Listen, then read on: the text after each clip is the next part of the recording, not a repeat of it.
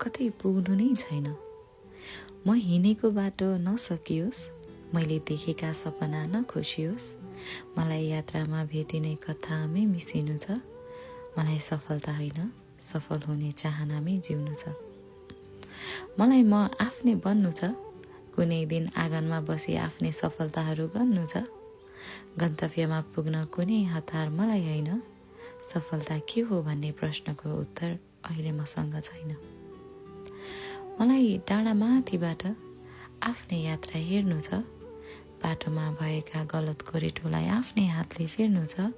हिँड्दा कहिले काँडा बिज्यो, त्यो यात्राबाट केही सिक त मैले पनि पाएकी छु। काँडामा हिँडेर फक्रिएकी हुँ म, अस्ताएको घाममा पनि बिहान बनी उदाएकी छु। कति सजिलै त्यहाँ पुगे भन्ने प्रश्न गर्ने धेरै आउँछन्। म जवाफमा भन्दा मेहनतमा विश्वास गर्छु। प्रश्न गर्नेले कुनै दिन आफै जवाफ पाउँछन्। फेरि मलाई त त्यो नदी जस्तै बग्नु छ, जसको कुनै अन्त्य छैन। बाटोको चट्टानले रोक्न खोज्लान्, रोकिए भने त्यो म होइन। सहज त नहोला, सहज बाटो रोज्ने पनि त म होइन।